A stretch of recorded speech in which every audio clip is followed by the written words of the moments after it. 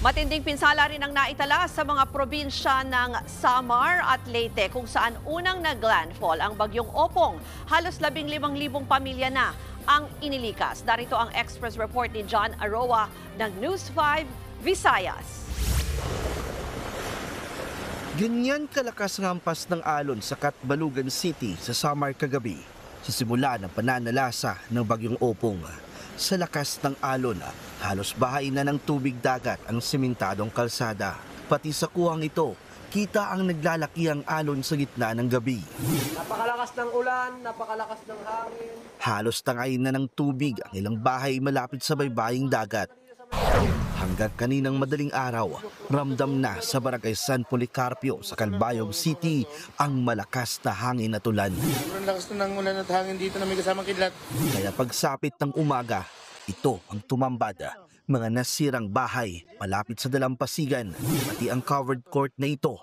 Nagtukla pa na ang mga bubong sa lakas ng hangin. Hindi rin nakaligtas sa hagupit ng bagyo ang mga gasolinahan, paaralan, pati ang mga nagtumbahang puno na umampalang sa ilang kalsada.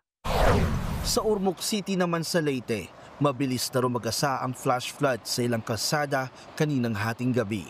Pahirapan tuloy ang ilang motoristang makadaan sa rumaragasang baha dahil sa walang humpay na pag-ulan. Gamit ang bangka, inilikas na ang ilang residente dahil sa patuloy na pagtaas ng tubig. Pati sa bayan ng Matagoba, inunang inilikas sa mga senior citizen kaninang madaling araw bago pa mas lumakas ang bagyo. Ayon sa National Disaster Risk Reduction and Management Council, nasa halos 15,000 pamilya na ang inilikas sa buong Eastern Visayas region. Sa Cebu City, di bababa sa 135 na mga stranded na mga pasahero ng barko ang nasa evacuation site sa Pier 1. Patungo sana ang mga ito sa Masbate, Biliran, Leyte at iba pang bahagi ng Visayas. Sa ngayon, nasa halos 1,000 pamilya o nasa 4,000 individual ang inilikas sa buong probinsya ng Cebu. Nagbabalita mula sa frontline.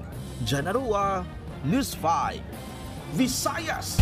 Mga kapatid, Ruth Cabalco, para sa mabilis na pasada ng mga balitang dapat niyong malaman, mag-follow at mag-subscribe sa social media pages ng News 5.